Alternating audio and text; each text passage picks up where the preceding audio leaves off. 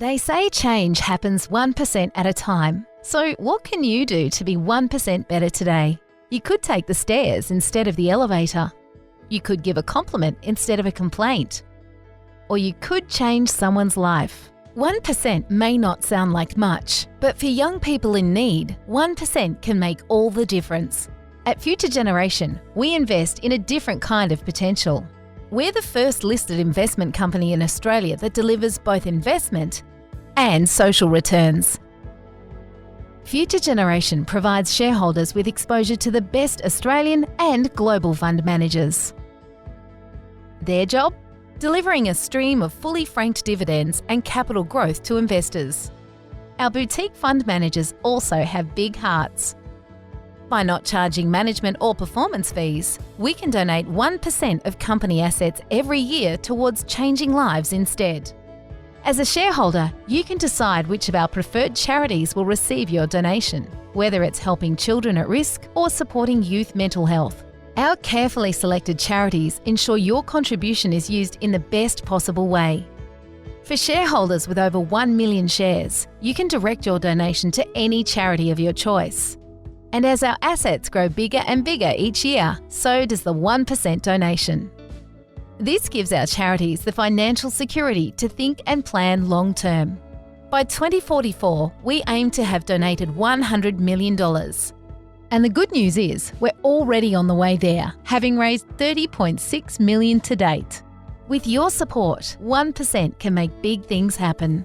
To learn more about how you can improve the lives of our future generations, visit futuregeninvest.com.au. Good afternoon, ladies and gentlemen. For those of you that I don't know, I'm Louise Walsh and I'm the CEO of the Future Generation Companies, FGX and FGG. Welcome, one and all, to our 6th investment forum and our 3rd one in Melbourne. I'd like to acknowledge our board members and committee members here, as well as our fund managers. We also have a number of, obviously, our shareholders here and WAM shareholders as well, our charity representatives, a number of advisors here as well as our service providers and all others. I'd also like to make a special welcome because we have about half a dozen schools represented with students here today, and it's fantastic because it's also going to reduce the average age of the audience. So welcome the students who are here today. We have about 60 odd students registered, so we're hoping to grow that each year. I'd like to acknowledge the traditional owners of the land, whose land we're meeting on today, and those elders past and present. This event is certainly one of the biggest events that Future Generation does. I think we had close to, or if not, 1,000 registrations for today. We're also live streaming the event on Livewire, and I'd like to acknowledge our pro bono service provider Livewire for the fabulous support that they give on an ongoing basis to Future Gen. So what have we got in store this afternoon over the next hour and a half? Basically, you're going to hear 5-minute presentations from 8 of our best performing fund managers in FGX and FGG with their best stock pick or investment idea. It's a bit like speed dating, but it's not one-on-one. It's strictly 5 minutes each. So most of the fund managers, I think bar one, will present one stock pick in the 5 minutes. So they have one slide. There's also one fund manager that's presenting 2 stock picks in 5 minutes, and that person's getting 2 slides. Your programs all have notes on them, so you can actually write any notes. There's no Q&A, unfortunately. We just don't have time for that. But by all means, take pictures of the slides as they're up, and you might be able to grab one of the fund managers after this or on the back of this afternoon. As a special feature this afternoon, we're having a panel session, which is featuring James Thompson from the Australian Financial Review, interviewing Paul Bassett from Square Peg Capital, as well as Peter Cooper from Cooper Investors, who's one of our much-loved fund managers in both FGX and FGG.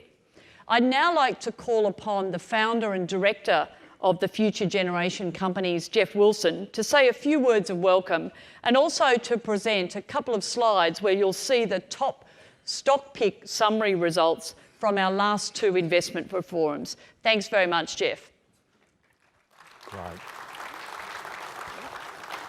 Oh, look, thank you, Louise, and that's a disclaimer, so can everyone quickly please read that so you can't sue us? And look, I just need to echo Louise's words is, for the fund managers that are here and presenting today, and for all those fund managers that are managing money for us all, as shareholders on a pro bono basis, we all can't thank you enough. And I know Louise mentioned over the life of these two companies that a little over $30 million is being invested in youth mental health and children at risk. The actual fund managers and the various service providers, the directors, the ASX, etc., the share registers, boardroom that aren't charging us fees. There's actually a little over $50 million. So shareholders have, because of the generosity of all our service providers, the shareholders in both entities are $20 million better off. So on behalf of all the shareholders, and I'm a reasonable sized shareholder in both entities, thank you, fund managers, for your exceptional generosity. Thank you. I'm not given a stock pick, but I always sneak one in. I can't help myself, and because if it works, we'll put it up on the slide, and I'll tell you how good I am. If it doesn't work, then we'll take it out. And my stock pick is AMA. It's not a sexy business. Smash Repair, or I think they call themselves automotive aftercare business. But new management, we're very impressed with the management. They're consolidating the industry, and that's we think for a reasonable risk play in the mids and smalls. I like that. In terms of the results, let me just show you the results. As I said, this is the last 6-month period, and Oscar Oberg from Wilson Asset Management, he picked Baby Bunting, and I snuck Myer in there. And of course, as I said, if it didn't go that well, you wouldn't see my pickup on there. And you're hearing from some of these guys today, so congratulations. And look at the average return, was quite spectacular for the top 5 over that period. And then if you look at the last 12 months, again, very solid returns. And again, thank you, investors, for your the fund managers for giving us some of your IP. Now I'll just pass back to Louise, who'll take you through the next part. Thanks. Thank you, Jeff. Great. Okay, so now what we'd like to do is get on with the stock pick presentations. So as I introduce each fund manager, I'm not going to read out the bios. They're all in the program, but I have asked each fund manager for a quirky fact or two about themselves. And in some cases where I haven't got it from the particular fund manager, someone in their team has given me to it. So I had to sort of go behind the scenes to get the quirky fact. But our first manager up is Gabriel Radzuminski, and he is the founder and managing partner of Sandon Capital, one of our FGX fund managers. Now, with Gabriel, he can find a South Park episode to explain everything in life. So please welcome Gabriel to the stage. Thanks, Louise. I won't bore the audience with any South Park stories today. It's probably not appropriate given there's school children in the room.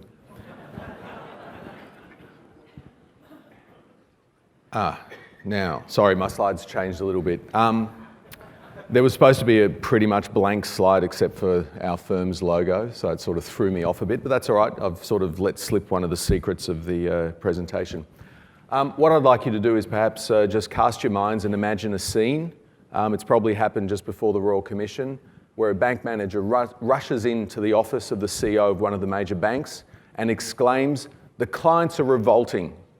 And the CEO looks around and simply says, "Yes, they are." Now, I think given the horror stories of the Royal Commission, we've all lived through them and read them, I think it's fair to say that our banks pretty much don't like their clients. They just rather not have to deal with them directly. There was a time years ago where the buzzword in banking was disintermediation. The middlemen and women were going to be cut out of the equation. The banks were going to deal directly with their clients and obviously make more money doing so. But instead, everything old is new again. The intermediaries are back. Well, frankly, they never left. Many investors have now decided to jump on the fintech bandwagon. The fintech mantra goes a little like this: we have this new technology, we will revolutionise finance, and we will disrupt the incumbents. So one of the questions we've asked ourselves is, how disruptive are the disruptors? The answer so far, and it will change over time, is that it depends. The big four banks still dominate the finance industry. They dominate it overtly, but also covertly. For example, in the wholesale funding markets, the big four banks fund most of the disruptors that have come along. In consumer finance, for example, Afterpay, which many of you might know, borrows money from NAB. Afterpay has carved out a nice niche for itself, standing between the banks on one side and the retailers and their customers on the other. Afterpay is an intermediary.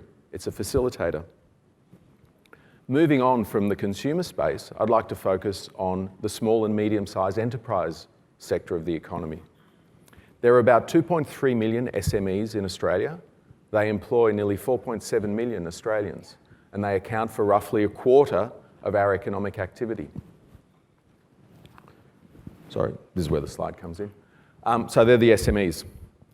When an SME needs finance to buy some equipment, or perhaps to help manage their cash flows and working capital, they're spoilt for choice.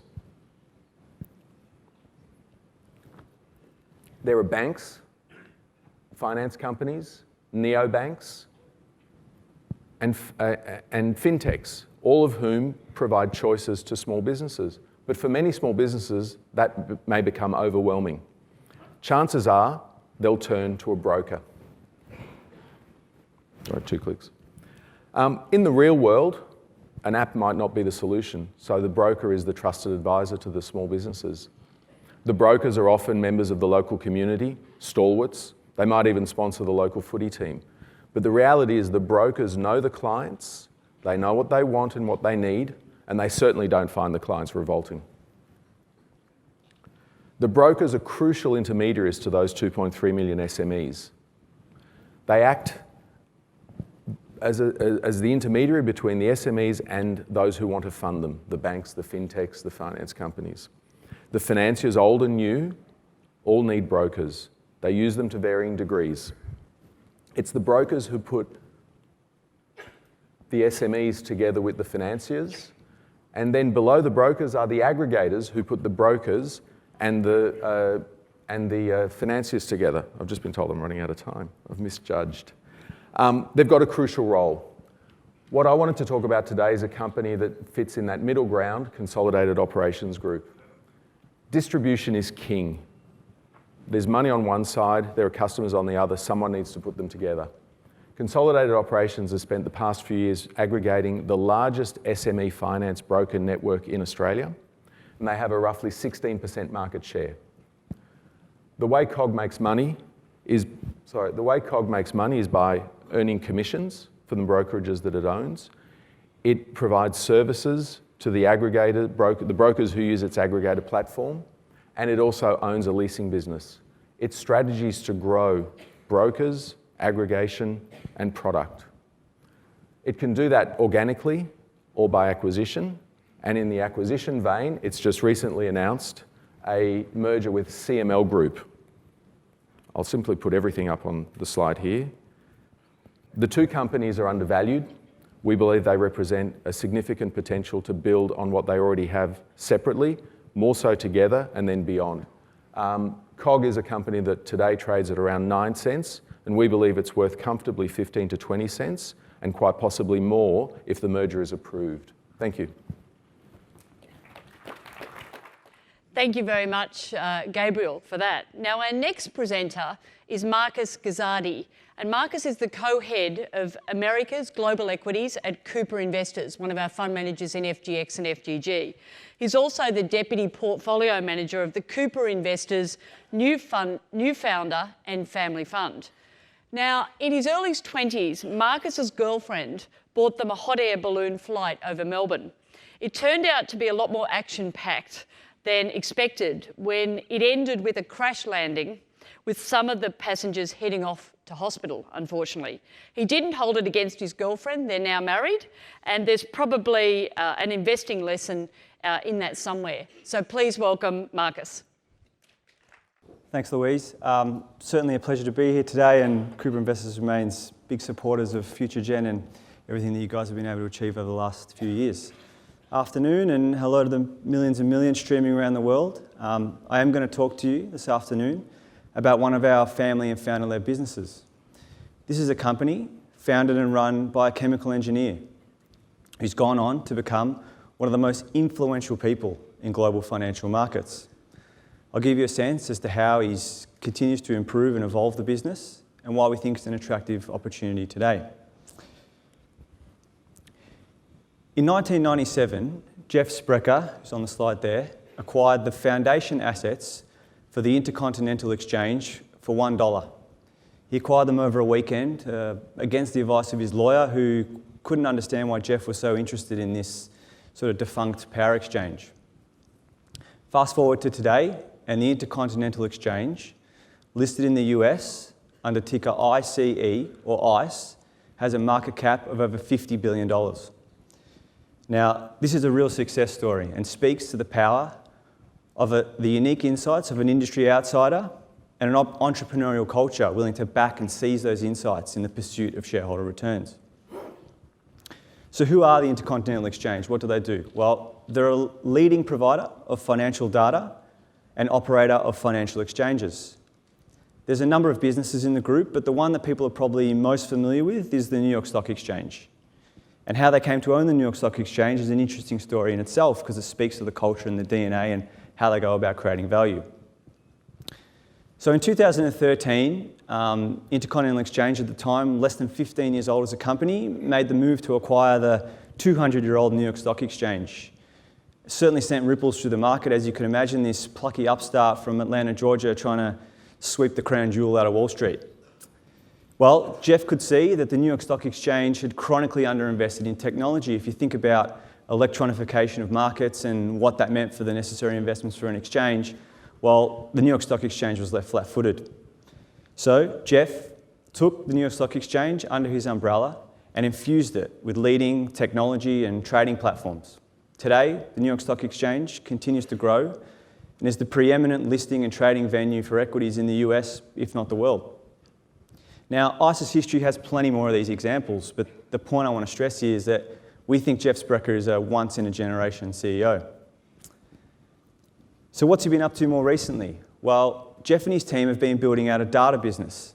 If you think about what a financial exchange is, it's a place where buyers and sellers meet to trade financial securities.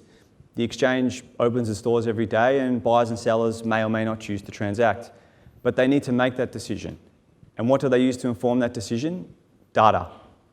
So Jeff's been going around acquiring a portfolio of unique and proprietary data assets that he can then sell to all the market participants on a subscription basis.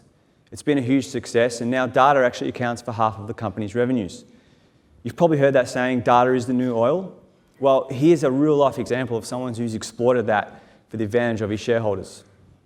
ICE have plenty of irons in the fire along this vein, and the point here is that ICE isn't a static organisation. They continue to evolve and improve, and the company that we're likely to see in 5 or 10 years will look pretty different to the company today.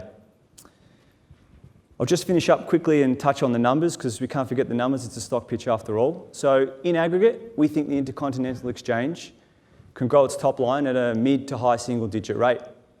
They'll do that with a 60% operating margin. And to put that in context, that's better than any FANG stock or most of these software businesses that the market just seems infatuated with at the moment.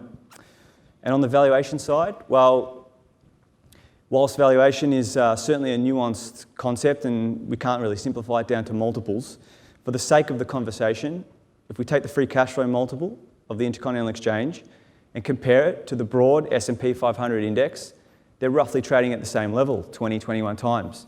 And we think that represents phenomenal value. Remember, we've got a once-in-a-generation CEO, a fantastic set of businesses that continue to evolve and improve, awesome economics, all trading at a market multiple. So just to finish, what you should know is, yes, ICE is a wonderful investment opportunity, but it also speaks to what we love and what is often underappreciated about family and founder-led businesses, the long-term mindset in terms of how they invest and what that means for sustainable, compounding shareholder returns. Thanks very much. Thank you very much, Marcus. Now, our next presenter is David Prescott, and David is the Managing Director and Portfolio Manager of Lanyon Asset Management, one of our FGX fund managers. David was a presenter at the inaugural Investment Forum in Sydney in May 2017. I've noticed that since that time, his hair's got quite a lot greyer, which he tells me is solely due to the stress of having 4 young children at home, rather than the stress from the stock market. Please welcome David. Thanks, Louise, and thank you to Future Generation for having us here today. It's a genuine privilege to be involved in and to be able to contribute in a small way to the great work you're doing in the community. And great to see so many people in the room today. So today I'm going to talk to you about a company that was founded only 10 years ago. It was a company that was founded by 5 energetic, experienced and entrepreneurial people. They started a partnership with a global investment bank with $10 million of capital. Today, 10 years later, that company employs 200 people in Australia and offshore. They're on track for what we believe will be $150 million of revenue this year. They've grown that $10 million of capital to in excess of $200 million, and they have funds under management of in excess of $4.7 billion. So it's a company that's had a phenomenal start to its corporate life, but we think the best years are ahead. That company is Moelis Australia. It's listed on the Australian Stock Exchange under the code MOE, and it has a current market cap of around $670 million. So this business pivoted in 2012 to become a fund manager, in 2014, sorry, to become a funds management business, and it's had an exceptional track record in it being able to grow its funds under management. As it sits today, its funds under management are almost $5 billion, as I said. They operate in areas such as real estate, credit and in equities. They're areas of the market that we think have a long runway for growth. We think the funds under management are going to grow to $6 billion next year and might grow to in excess of $7 billion the year after. So we like that business. We think it's highly scalable. That's really important. What we mean by that is we think this business has reached at an efficient scale in that it will not have to add significantly to its cost base as it adds new clients and new funds under management. We think they've got a long runway for growth. We think the margins are only going to grow in this business. In conjunction with that, and there's some synergy between the two businesses, the other business that they have, which is the business that they started, is a corporate advisory and equity capital markets business. This is a highly experienced Australian-based investment banking team. They have a very wide and diverse skill set across a range of industries. What we like about this business and what we think is underappreciated is they actually have more people here working in Australia than JP Morgan have in Australia. They have more people than Credit Suisse have here in Australia. That business has performed very well, and we think the opportunities for them to continue to grow are very vast. And finally, again, something that we think is underappreciated by the market, this company has a very valuable co-investment war chest. And what I mean by that is they have in excess of $200 million sitting on their balance sheet, of which half of that is sitting in cash. That provides them with significant strategic optionality. And what I mean by that is they can seed funds and seed products with their balance sheet, which will provide a springboard for future growth.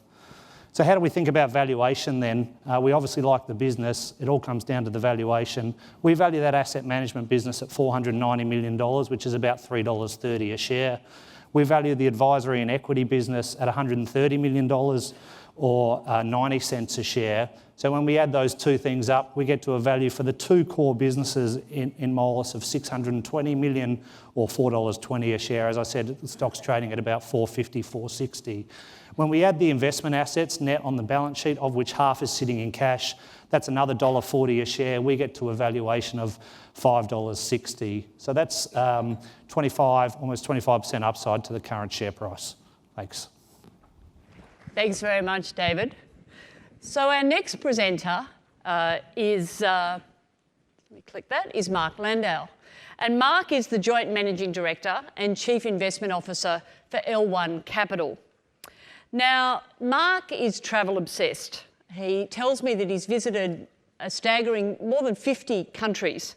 He can do anything from climb mountains in Morocco to exploring caves in Slovenia, to checking out the Galapagos Islands. The list goes on. He is very much an action man. So please welcome Mark to the stage. Thanks, Louise, and thank you all for your support of Future Generation. 3 years ago, I presented almost to this day at a Future Generation forum, and I recommended two stocks, Qantas and Macquarie Atlas. Excuse me. Since that time, Qantas shares have done a total shareholder return of around 140%, and Macquarie Atlas around 90%. So as you can imagine, when Louise invited me to present today, I thought, okay, I've got to keep this track record going. Felt a lot of pressure. This time around, I thought I'd make it a bit more interesting, and I'll take a lot of the crowd back to the 1980s, to a time when Tony Barber was the host of Sale of the Century. And he used to do Who Am I? So I'm going to give you some clues about my stock pick for the day, and hopefully you can guess who it is. I'm a large Australian company that has seen its share price rally 700% over the last 6 years. Despite this, I'm incredibly undervalued. My CEO is a mathematician, yet he combines brilliant financial acumen with a genuine compassion for customers, shareholders, the community, and staff. I use artificial intelligence to adjust my prices in real time. I own one of the best big data businesses in Australia, yet this asset gets barely any focus. I operate predominantly in monopoly or duopoly markets, which allows me to earn very high returns on capital. I'm almost 100 years old, yet I use cutting-edge technology at the core of my operations. I generate more than $1 billion of free cash flow every year, and despite all this, I trade at a PE that is less than half of the ASX 200 industrials. The company I'd like to talk to you about today is Qantas again. Now, hopefully, for those of you who made some money on Qantas last time, it was a different story. That's the 2017 to 2019 story. Today, I want to talk to you about Qantas over the next few years. It's the next half of the story. It's hard to believe that I can recommend a stock that's already doubled. Normally, we would have exited or significantly reduced our position. But in the case of Qantas, we think there's more good times to come. 10 years ago, we would never in a million years have invested in Qantas. It didn't generate any free cash flow. It had a bloated cost base. It had a risky balance sheet. And it faced a dangerous competitor that had a lower cost base and was desperate to win market share. Today, none of those things are true. Qantas today is an incredibly high quality business that is substantially better and less volatile than it was in the past, yet it trades on the same PE that it pretty much always has, about 11 times earnings. It now has the lowest cost base in the industry after spending more than 5 years completely focused on improving productivity. Despite its lean model, Qantas and its low-cost airline Jetstar are much preferred from customers, and they're able to charge about a 15% premium on a like-for-like flight. This enables Qantas to generate substantially better margins and substantially better returns than their main competitor, as you can see in the chart below. Virgin has just appointed a new CEO and CFO, Paul Scurrah and Keith Neat, who are very capable and experienced competitors.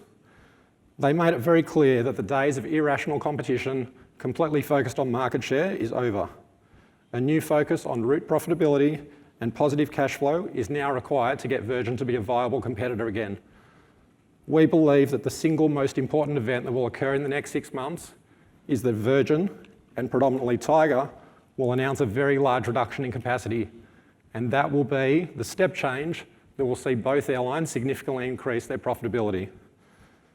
We fully believe that Qantas's domestic earnings this year will be weak, but this will represent both a cyclical and structural bottom in the margins for Qantas. It's the bottom of the cycle and it's the bottom of the structural earnings growth we're going to see from FY21 onwards. At its Investor Day last week, Qantas stated that it believes that over the next 5 years, it can increase its margins in the domestic business by 50%, and it can keep growing its earnings in the loyalty business, or the Qantas Frequent Flyer program, by roughly 10% per annum. Despite having been proven to be one of the most reliable management teams in the market, the shares barely moved.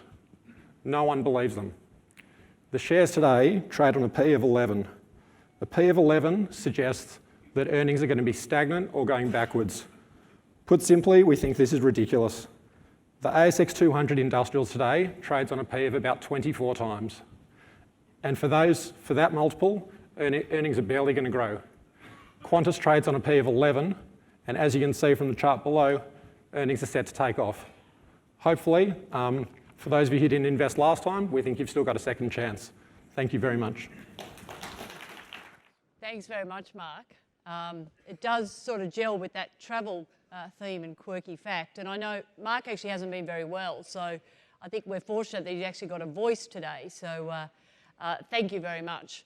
Look, now we're just going to have our panel session now to break up the 8 stock picks. And I've got some pretty special quirky facts about these gentlemen. So I'm going to welcome up on the stage Peter Cooper from Cooper Investors, also Paul Bassett from Square Peg Capital, and James Thompson from the AFR. But as they're making their way up, firstly on Peter, he doesn't know I'm telling him these, but I believe he has a chocolate milkshake quality ratings at hotels. So I'm wondering how the Hyatt rates. And secondly, Peter, I hear from someone in the office that your first assistant booked your first international visit or trip when you were working for Cooper Investors, and she asked what type of hotel. And you said, I don't need much, and apparently she booked him a backpackers hostel. So I think you may be travelling a bit different these days. And with Paul, believe it or not, Paul can actually balance 4 shot glasses on his head. Now, we could get him to demonstrate that at the end of the panel. And last but not least, James Thompson. His father and himself have a collection of, believe it or not, about 500 Phantom comics. And they've been collecting them for about 30 years. So over to you, James, to do the panel. Thank you, Louise. I'm sure speak for Peter and Paul when I say we're all thoroughly embarrassed by those facts and wish we hadn't given you anything.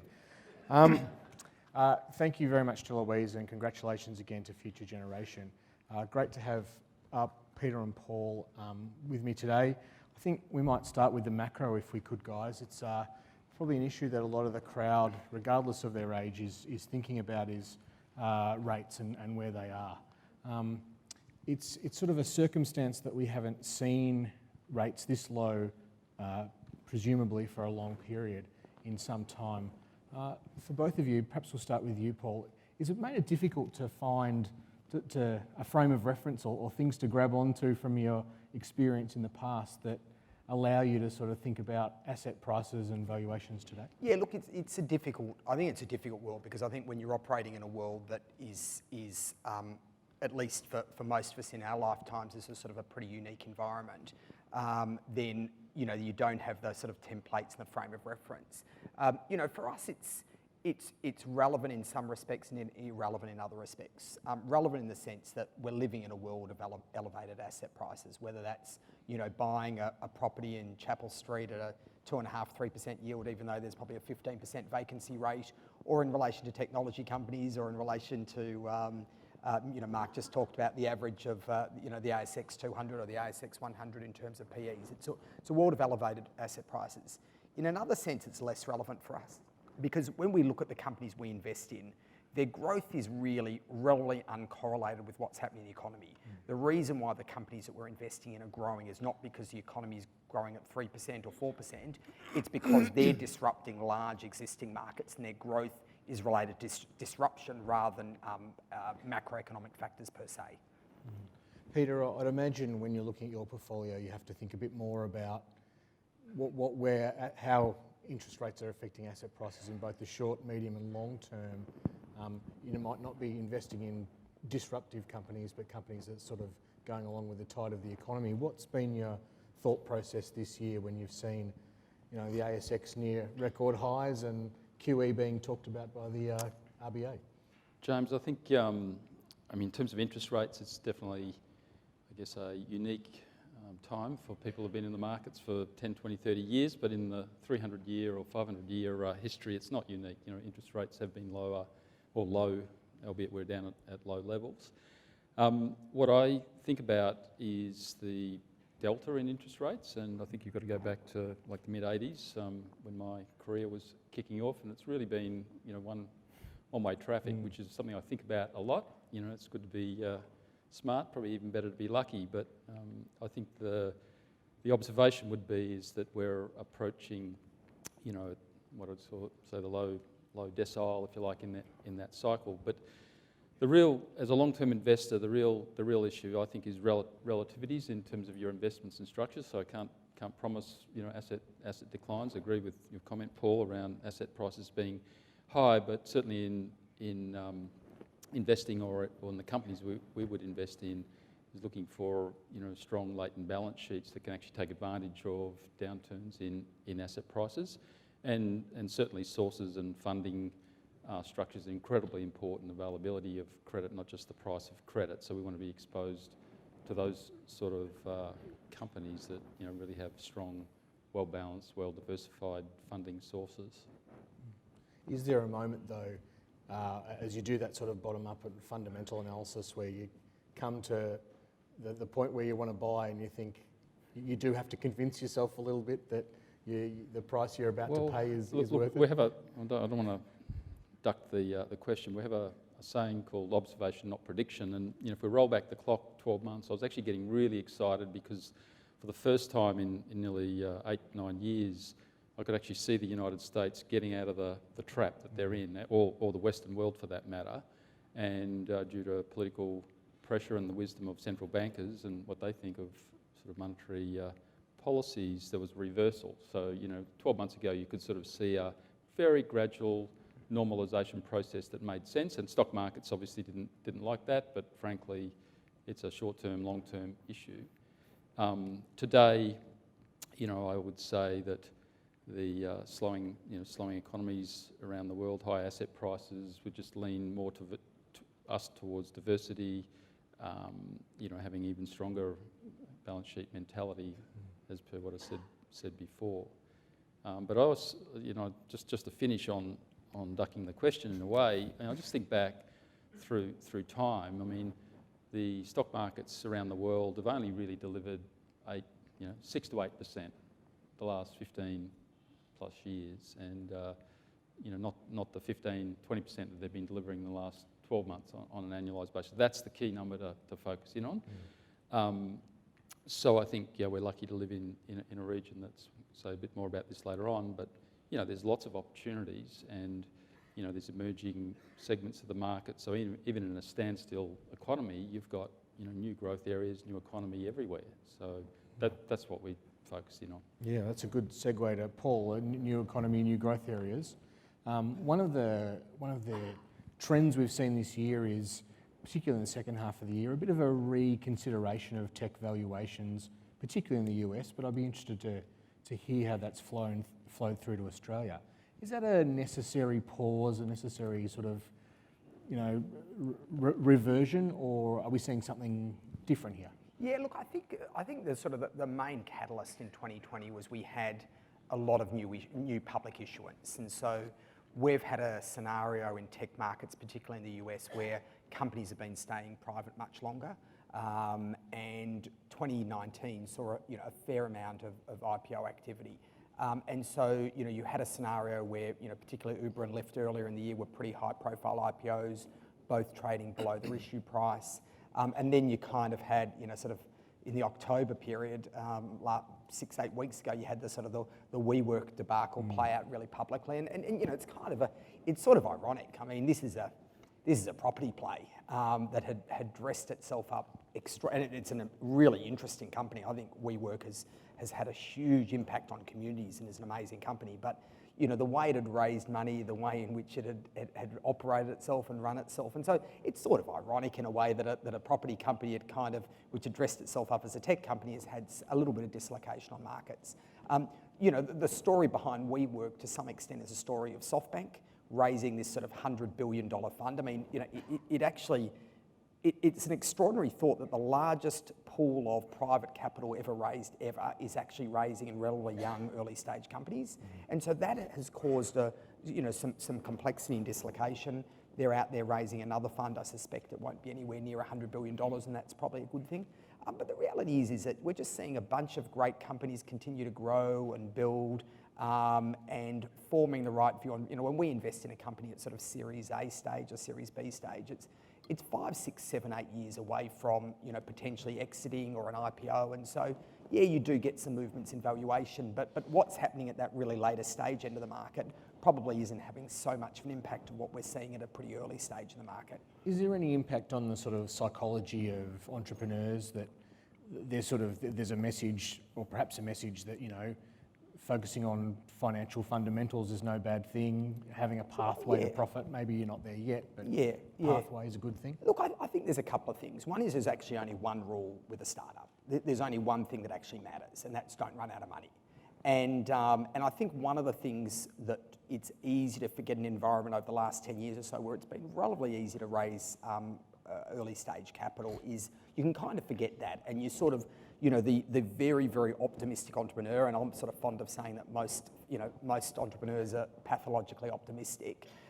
You know, typically you want to raise as little as you possibly can, as late as you possibly can, and minimise your dilution. And that works really well if everything's going great. But if there's a macro problem or if there's a challenge with your business, then that can be catastrophic, literally result in, you know, the death of a business that otherwise might be a really successful business. And, you know, one of the few advantages of being around for a while is we obviously saw that in the dot-com crash. And so first and foremost, it's about ensuring that you've got significant cash, substantial cash to sort of, you know, continue to grow the business, to continue to execute on the plan, and plenty of time to raise your next round of capital in case things sort of get a bit nasty or a bit hairy. We see that, you know, we invest in Israel as well as Southeast Asia. The Israeli entrepreneurs are often second, third-time entrepreneurs, super seasoned, often a lot more conservative in that area, kind of know that instinctively. Sometimes the younger entrepreneurs here in Australia, we kind of really need to emphasise that is, you know, don't worry about dilution. If you own 40% of a company that goes to zero, you know, 40% of zero is not very much. Yes. And so that's a really important point. In terms of the profitability point, it's impossible to answer. I mean, I get so frustrated when people talk about, oh, it's profitable, it's not profitable, how can it be worth this if it's not profitable? You know, for every time in the last 20 years, there have been people saying that Google is an overvalued business. For every period in the last 25 years, there's been people saying that Amazon's an overvalued business. And actually, there were periods in Amazon's life where it was very overvalued. But, you know, people say Amazon doesn't make money. You know, the reality is it depends on, you know, if you can invest $1, and for example, that's going to deliver $10 over the next 5 years, and for you to not invest that $1 because it's going to make you unprofitable in the short term, and frankly, you should be fired if you don't invest that $1. And that's exactly the issue we've got in Australia. Maybe the ratio is invest $1 and get $10 back. But there is such a focus on short-term profitability in this country, we're going to see so many of our companies disrupted by those companies globally that are saying, you know what, we're actually trying to build a 50 or 100-year business that becomes insanely profitable over time, but ultimately the metrics of what matters are around building strong competitive position, investing in product, building a competitive moat, acquiring customers, and in some cases that will result in a period of time before that business gets profitable. Peter, you talked about the sort of latent capacity on a balance sheet. Where do you sit on that sort of looking at those tech stocks and noticing this sort of shift in momentum? James, just talking to the listed equity markets around the world with my comments, and I think the first thing I'd like to say is that, you know, when people talk about growth and value, and value's, you know, been on the outer for a number of years, a lot of that growth has come from the technology sector. I think there's one really, really important point when you're looking at those graphs that compare that over the last 30 years.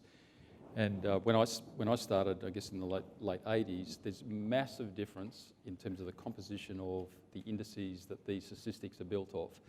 And so the business, some of the successful business models that we see in the listed and unlisted arena, those models are basically businesses, capitalism at work without capital. They're just phenomenal business models. They're not steel companies or, latent fixed capital dependent businesses. And so they need to be looked at very differently than, I guess, what people do that look at just simple comparison of a value stock versus a growth stock. Couple of observations. We've got a saying or a term called RATAM, and that stands for risk-adjusted target addressable markets. And I think that in analysing these growth stocks, and to Paul's point about profit or not non-profit's not the real point. It's the risk adjustment process in terms of how successful and how strong is the franchise that the growth company has in terms of its products and services to take leadership positions in those addressable markets. That's really the key question that determines the valuation. So I totally agree that there's an overemphasis upon that profitability point. As a sort of a counterpoint, I guess, or another separate point on where markets are at, there's a couple of observations, and Paul's much more experienced, and be interested in your comment, Paul, on this. But I've seen a couple of things that would concern me a little bit. First of all, a number of investment banks out of America picking up tech stocks and bringing them here. It just really makes me wonder, because that's a very sophisticated market. They can price things extremely well. And out of Israel as well as out of the US coming here and listing, absolutely. Yeah, which kind of implies an overvaluation in this market at least, and I'd agree with that, but I'd like to separate what I'd call those just making promises of the future than those who've actually got real products that can genuinely hollow out new future markets. And finally, I just don't think there's any discussion or debate, value versus growth. The future is about new economies, new services. That doesn't mean incumbents can't sort of reinvent themselves or don't have very, very favourable positions to leverage new technologies. You don't have to be a kind of a new entry tech company to avail yourself of that new growth area. We should talk about the elephant in the room, if not in the community at the moment. I follow you on Twitter, Paul, and you're a excellent, thought-provoking tweeter. You've had a few things to say about Westpac this week. It's quite the thing as a journalist, but it's quite the thing. I was talking to one of our stock pickers earlier, and they were saying on the flight down here, all the discussion on the Aero Bridge was about money laundering, which we're all suddenly experts in. What have you made of, there's sort of two angles I'd be keen on your thoughts. You're invested in a lot of fintech companies. Is this a bit of a reminder to them to be on top of these type of issues? And then secondly, you were talking on Twitter about the impact on directors and boards and whether... And management teams. Yeah, could something like this... Is there a gap between what we expect of these people and what they're actually responsible for? Look, I think, and again, I'm the facts of each of these examples is incredibly complicated, and I don't begin to fully understand all of the facts. And I guess unless you probably read several hundred pages in statements of claims and responses, you're not going to fully and really understand money laundering and AUSTRAC rules, etc. I'd say this: I think there's we're seeing a lot of examples of companies making really, really bad mistakes, and how much of that is because incompetence, negligence, underinvestment in people, systems and process. But we're in a real vicious cycle in this country, and this is in the context where I think Australian companies have never been more threatened by disruption than they are. Big Australian companies, and there's lots and lots of exceptions, and Pete spoke to that point, not just tech companies, great companies like A2, IDP, some really amazing Australian companies. But our largest companies are really, really threatened by these globally driven software business models that are solving industry after industry. They're solving these problems on a global, not a local basis. Our companies are responding by paying 80 or 90% dividend payout ratios, seemingly responding by underinvesting in system process. But we're in this vicious, it feels like we're in this vicious cycle at the moment where companies are behaving badly in one form or another. Board members are getting fired, CEOs are getting fired, quite possibly completely appropriately. But, you know, a couple of things are going to happen. One is talented people are not going to put up their hands and say, I want to be in, I want to build my career in a public company. People are increasingly going to go different routes in terms of their career, whether it's private equity-backed companies, whether it's areas that don't have public scrutiny, etc., funds management, venture capital, investment banking, etc., but in a whole range of entrepreneurs, a whole range of different areas. People are going to say, why do I want to be on public company boards? And the number of people have said that to me in the last few years. Increasingly, these companies, every boardroom around Australia, what do you think they've been spending the last week thinking about is like, you know, where's our AUSTRAC issue? Where's our money laundering issue?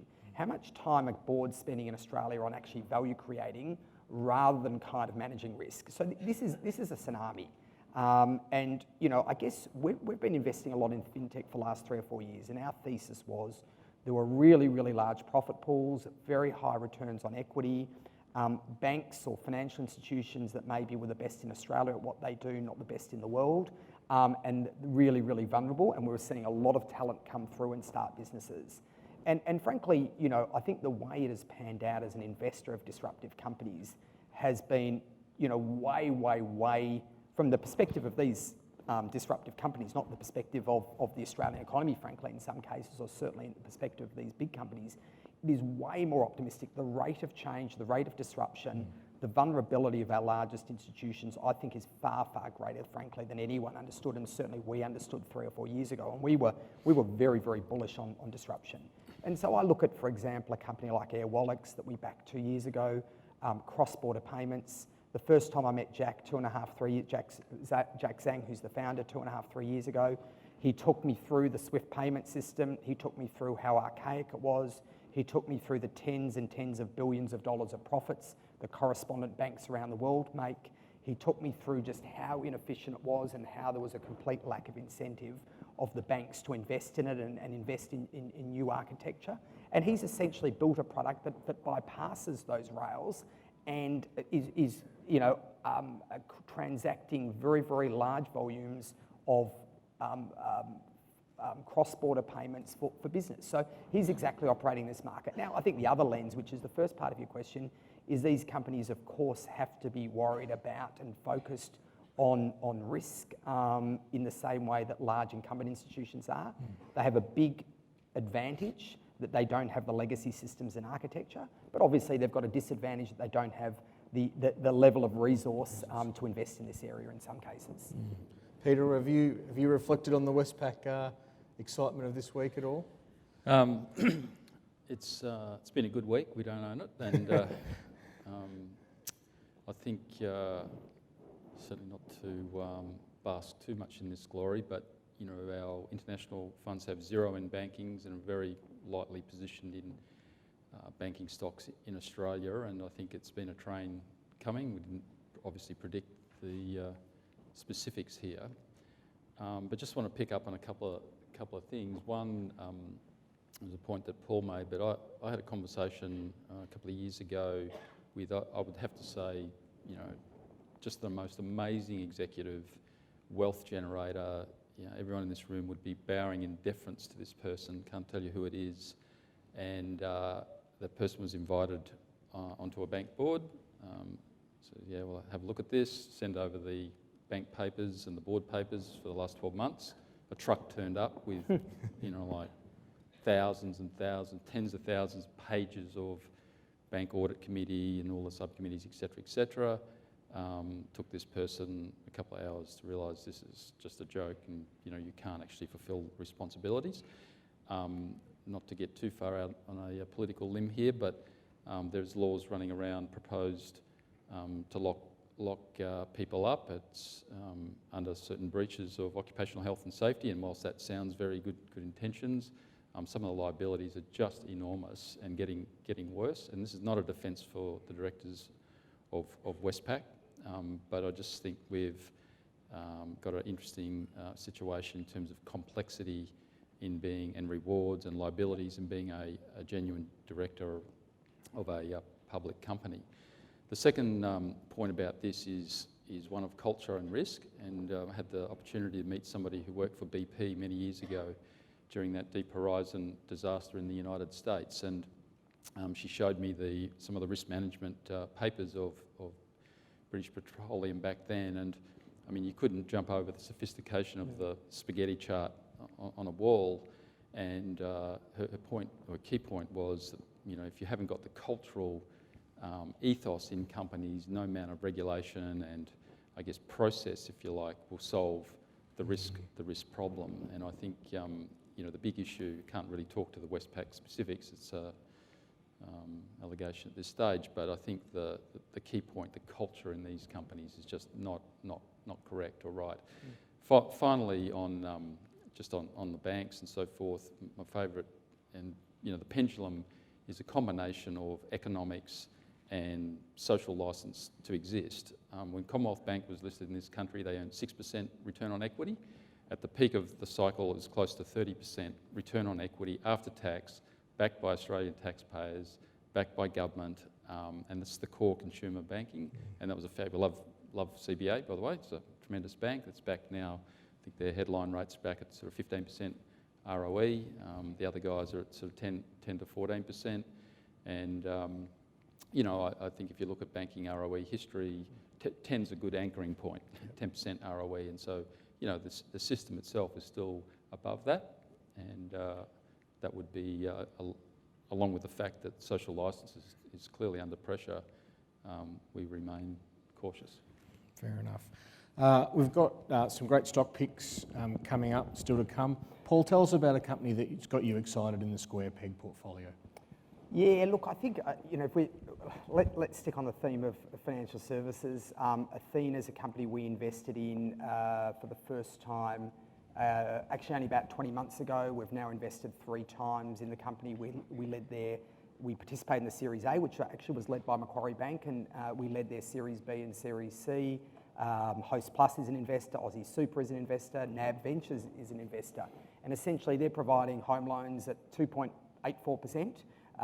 For those people who are looking for loans out there, they are no fees. They guarantee that you know, none of this sort of front book and back book differentiation where new customers pay less than existing customers. Everyone pays an identical rate based obviously on risk profile, close to the lowest rate offering in the market. Takes people about 15 or 20 minutes to apply for a loan, so a process that has been incredibly high friction for people to apply for a home loan. They've made that remarkably low friction. And so, you know, a couple of ex-NAB guys, Nathan and Michael, have done an incredible job to date. It's early days.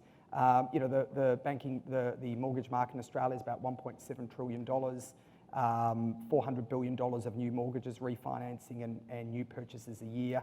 The banks had about a 70% market share pre-GFC. Today, the banks have about a 93 or 94% market share. We think there is, you know, extraordinary opportunity for this company, and this is, you know, the thing about startups. I mentioned that founders are optimistic. I've been involved in very few startups where the company beats its year one targets, and these guys, and I won't talk publicly about the numbers that they may at some point, but these guys have absolutely smashed their year one target for loans originated. So it's a really, really exciting story. Great. Peter, we've heard one tip from your shop. Mine's a little. It's called Athena, ATHNA. Not listed at this stage, but it's a private company, but perhaps for those, one day. And for those people who want mortgages, most relevantly. My tip's a little more modest. It's a infrastructure company, probably better described as a private equity in the infrastructure space called Infratil. It's exposed to some really great thematics. The data centres, data real estate in Canberra, they've sort of got a semi-monopoly position in a growing market in that area, and sort of travel tourism with investment in Wellington airports in New Zealand.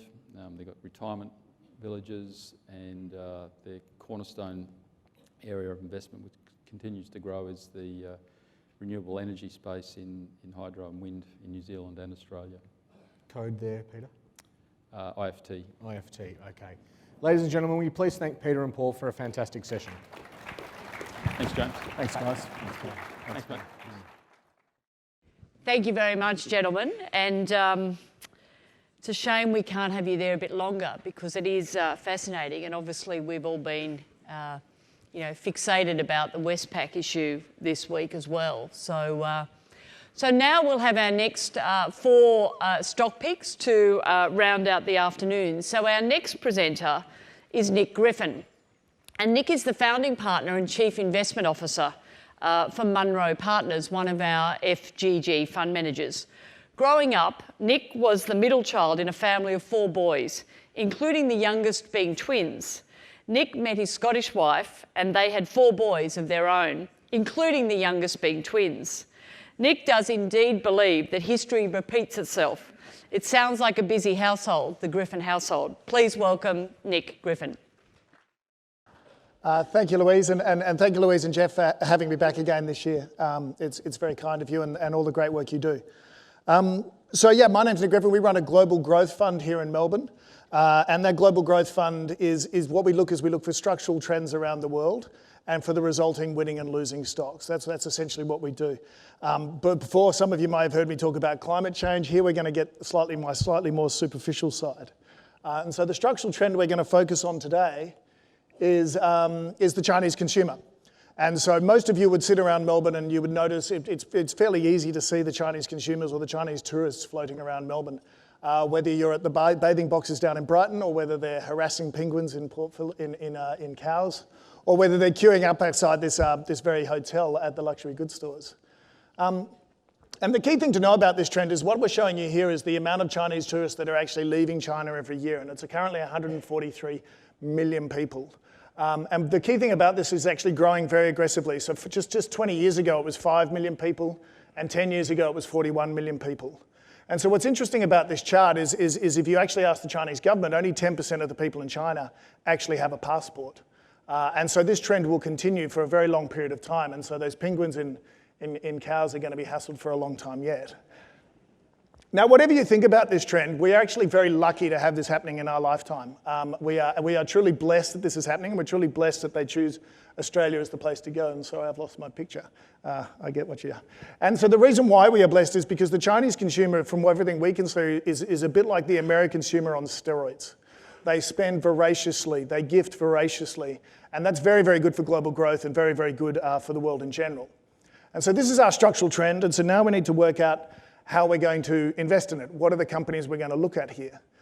Who are the companies that are going to win from this? And so what we know is you could invest in like aerospace, or you could invest in tourism, or you can invest in the thing we're going to talk about today, which is luxury goods. And luxury goods is a great place to invest for 2 reasons. 1, because culturally the Chinese love brands and the status that brands give them. And 2, it's a great place to invest because they're very hard to replicate. And the reason why they're hard to replicate is because they have history, they have heritage. Put simply, it's very hard to copy class. Trust me, I've tried for years, it's very hard to do. And so the point here is the European companies are the most exposed. And so the European company we're going to talk about today is Moncler. Now Moncler, for those of you who don't know it, is an Italian listed company. And what they specialized in is high-end ski wear, high-end jackets, or high-end winter apparel. The brand actually came out of Grenoble, France. In the early 60s, it was a mountaineering brand. It was picked up by our founder today, Remo Ruffini, in the early 90s, and he bought it for around $7 or $8 million euros. And he's now grown it into an $11 billion company today. And how he did that was to take the brand and using great designers and great marketing, turn it into something that everybody wants. It's a status symbol that people want to acquire. And so maybe I can ask the room, does anyone in the room actually have a Moncler jacket, just out of interest? Not willing to expose themselves. It's easy to spot people who have a Moncler jacket, A, because it costs a lot of money, and B, because they never put it in the cloakroom. Because if you put it in the cloakroom, it's a waste of time having it. And so you can pretty much sum up our Moncler thesis, and I'm looking for my clock, I'm not quite sure where it is. But you can pretty much sum up our Moncler thesis with this beanie. And so this beanie sums up the whole thesis. And the reason why I'm focused on this beanie, and I'm sure you'll agree it's a very nice beanie, this beanie is the cheapest thing you can buy in a Moncler shop. It's $295 US. And the reason why that's important, why do people buy it? The reality is they create a limited amount every year. The limited amounts sell out very quickly. Why do people buy it? Because they want to wear it, they want to have the brand. And that's really it. That's the whole investment case. All you're doing is you're taking you're taking a structural demand feeding into a brilliant designer creating a scarce product, and that equals a great growth company. And so here we have Moncler, and the beauty of Moncler, it has a large runway in front of it. So what we're showing you here is Moncler compared to the other major luxury good companies in the world. And the big one you can see on the right there is Louis Vuitton. Louis Vuitton, a 200 billion euro market cap company today, also owned by a great founder in Bernard Arnault. And then we have Moncler down the bottom there, 27% owned by Remy Ruffini. And so what we think here is that we think there's a long runway for growth. Same-store sales growth should be high single digits, plus space. That gives you 15% revenue growth, roughly 15 to 20% earnings growth, not just next year, but for years to come. At 24 times earning, you can pick up 25% of your money every year for the next 5 or 10 years.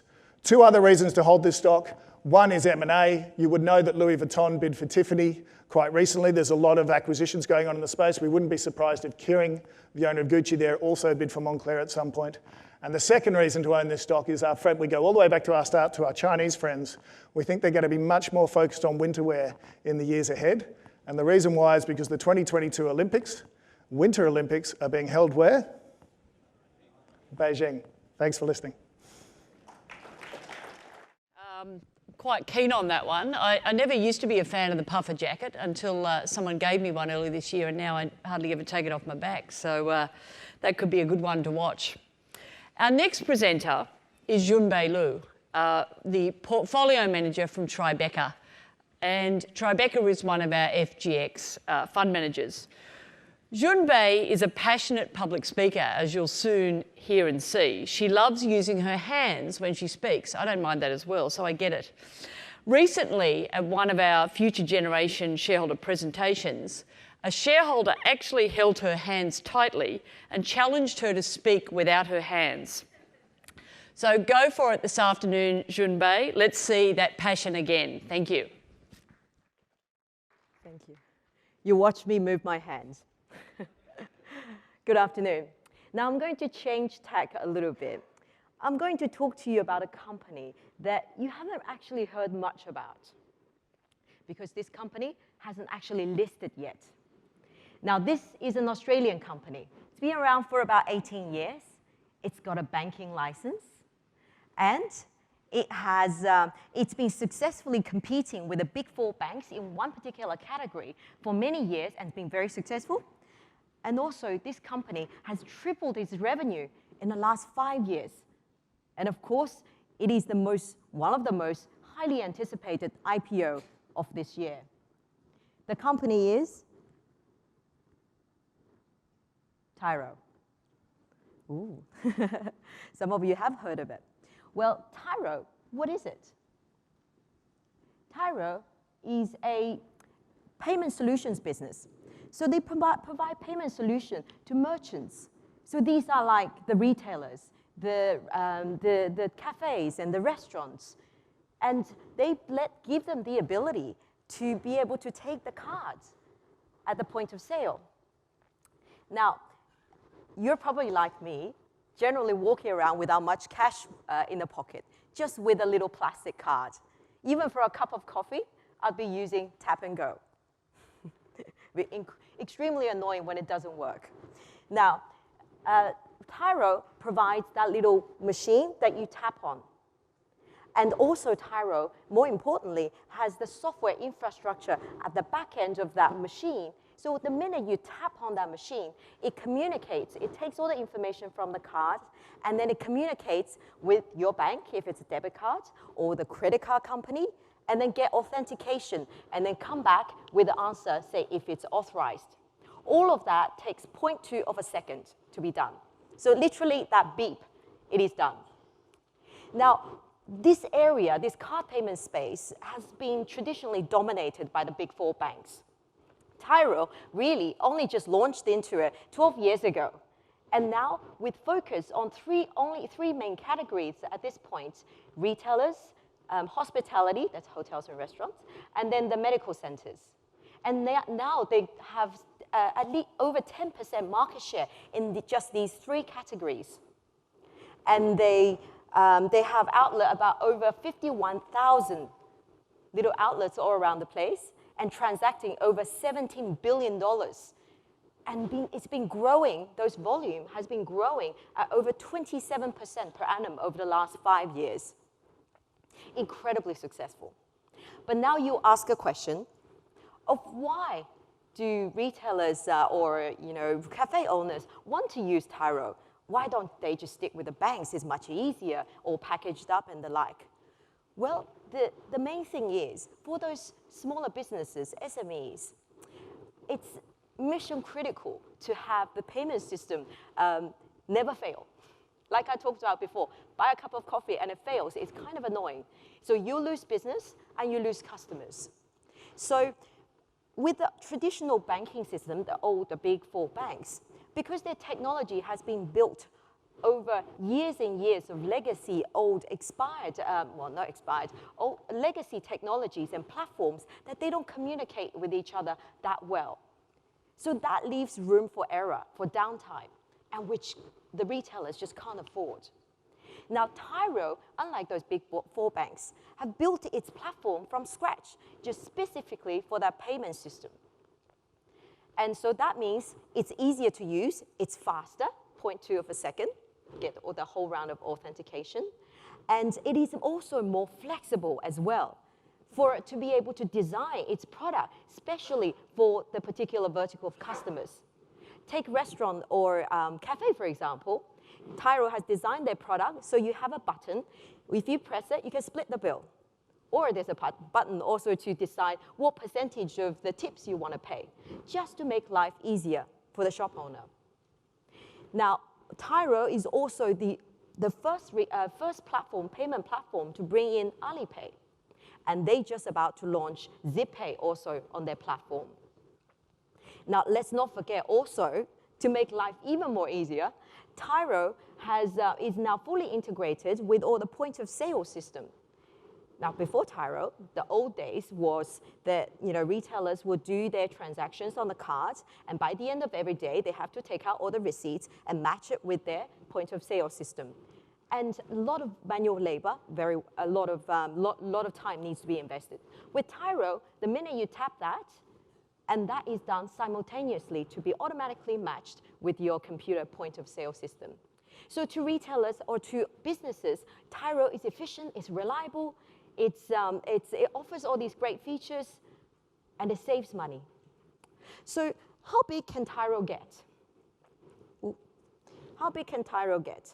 Now, Tyro, currently in 3 categories we talked to before, they're just about to launch into another category, which is the travel and accommodation. Now, the chief executive of Tyro, his name is Robbie Cook. Some of you may have remembered him from the old Tattersall days, before Tattersall was bought out by Tabcorp. But I remember Robbie from his days when he was a CEO of What If, before it was taken out by Expedia. So with Robbie's extensive experience and connection, we know they'll be very successful in those categories. So we expect overall market, remember this number, $651 billion, growing at 7.5%. This is the overall card payment market. Tyro only has 2.7% market share in that space, in the fast-growing market. We'd expect that to get to 5% share, and that means Tyro's revenue will triple from here on. So to sum up, Tyro is a fast-growing, innovative fintech company. And it offers those very rare growth opportunity in the listed Australian market. The company will be listed next Friday. We're very much looking forward to its successful listing. And we know this stock should definitely be part of any diversified portfolio. Thank you very much. Well, I don't know about you, but I don't even carry a credit card anymore. So I just do all the tapping with my phone. That's the other thing that's amazing now. It's just, no handbags. Well, I have to do that during the week with work. But I must tell you another little secret about Junbei, that until, 24 hours ago, she was going to do the same stock pick as one of our presenters this afternoon. And in fact, it was Qantas. So she changed tack and you had Tyro. So thank you very much again, Junbei. So our next presenter is Bill Pridham. And Bill, let me just get this going. Bill is the co-portfolio manager of Ellerston Capital, one of our FGG fund managers. As the portfolio manager at Ellerston Capital, Bill has 19 years' experience in financial markets. But what most people don't know about Bill is that he also has 19 years of experience in, believe it or not, milking cows. So coming from Canada, Bill started his career as a dairy farmer until he was aged 24. Please welcome Bill. Sorry, Louise, I've been on hold for the past 20 minutes trying to fix up my phone bill. It looks like I'm not going to get through. There's 20 minutes I'm not going to get back. But sorry about that, folks. I think it's a great segue, though, to talk about a company that's really addressing these poor brand experiences. And it's important because right now, customer care is becoming the #1 differentiator for brands globally. Now, believe it or not, there are 270 billion phone calls made every year globally to 1-800 numbers. This is the brand's main point of contact for customer care or outreaching for customer marketing. Now, I think as many of you can appreciate, the outcome and experience from a lot of these calls is generally not that pleasant, as we've seen. Even more astounding is that for each one of these calls, a brand operating a call center and to answer one of these calls, it averages around $5.60 for each call. So when you think about that, globally, companies are spending $1.5 trillion on this service that typically results in a poor customer outcome. Even more astounding is when I finally get to this call center agent, I'm probably not going to be that happy because I've been on hold for so long. Now, that call center agent is going to cop it, and what we're seeing is a 40% attrition rate in call center operators globally. So there's an incredibly high training cost associated with this service as well. Now look around and look at what you're doing, look what your kids are doing. And right now, when you think about it, the main form of communication on your phone, it's not voice, it's texting. And I find it quite, I don't know if I call it funny, but I find it easier to text my kids to come down for dinner rather than trying to call out to them. And I'm sure everyone in this room can attest to that as well. So when you think about it, more than 90% of messaging on the phones currently is through messaging apps, such as Facebook Messenger or WhatsApp.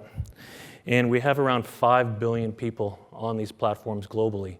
And there's anticipated to be another 470 million come online by 2021. Now, going to LivePerson. So LivePerson is listed in the US, and it actually provides the platform which connects your favorite brands with your favorite messaging app. It's simply matching our ingrained consumer behavior with business communication.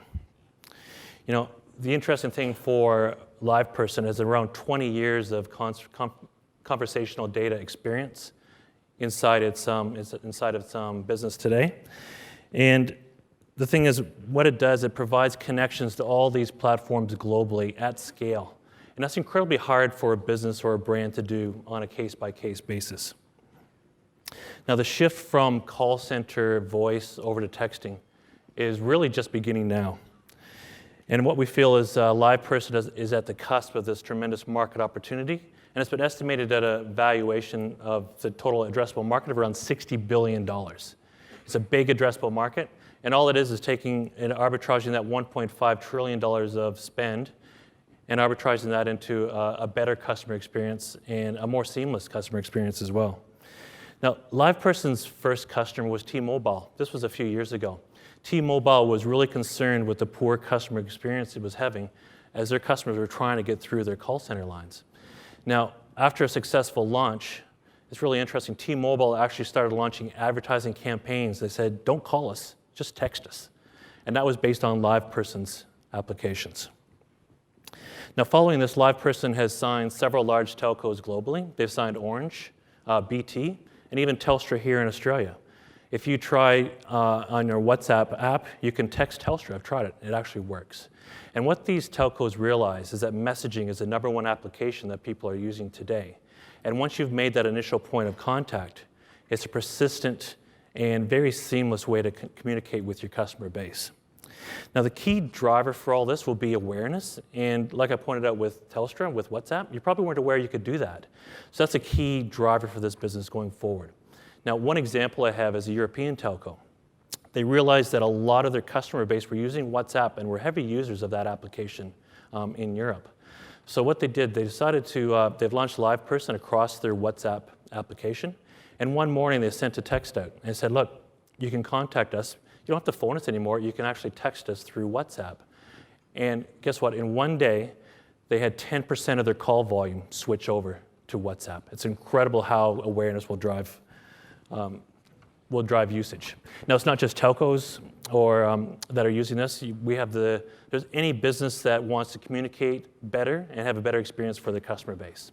So they actually provide services of the world's 3 largest airlines, the world's largest restaurant chain, the largest travel agency business globally, the world's largest apparel group, Home Depot, Lowe's. It's quite a broad range of customers that they actually service. And the beauty of this model is that it's incredibly scalable.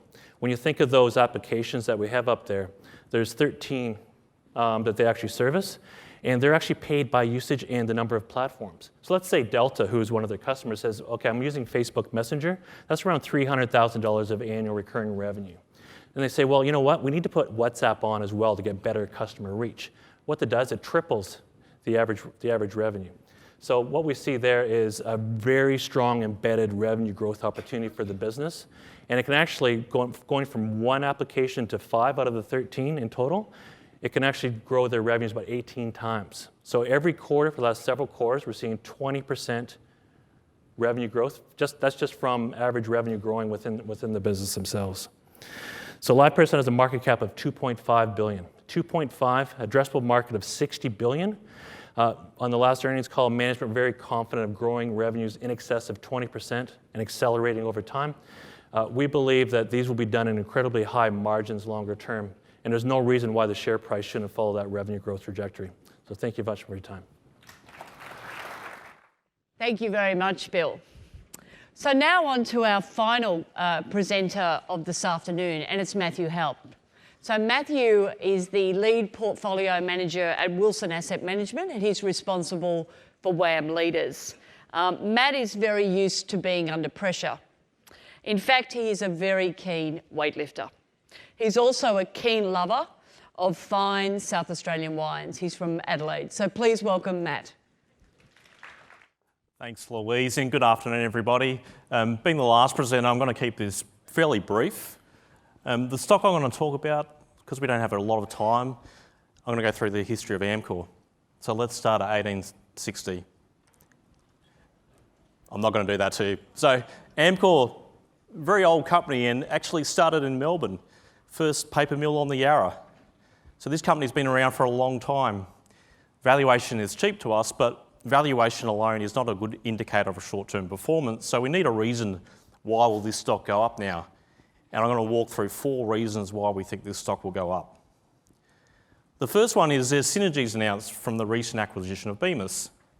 So there's about $180 million here. After doing some analysis and talking to the company and competitors, we think this $180 million will be realised faster than expected. We don't have enough confidence on the quantum to upgrade the quantum of $180 million, but it appears this $180 million will flow through quickly. Also, there is potential, because management, when they put out a number to the market, they always build a degree of conservatism into the number. If you're going to publish a number, you better hit it, otherwise you're going to get published. So generally you can factor in a little bit of conservatism into that number. So for us, $180 million of synergies gives the company a fair room for a margin of error going forward. So this flows into the second point. With these synergies, we think there is an ability to beat earnings. So they're guiding the market to 5 to 10% earnings growth. We think they're going to come in at the top end and even beat this earnings guidance. So we think there's an ability for this company, next time they report, to maybe upgrade their guidance in February or later in the year. Then the third point, so this company, with the Bemis acquisition, are now listed predominantly in the US. And generally with stocks, you like a broad range of analysts to cover the stock. At the moment, there's only 3 analysts in the US covering this stock.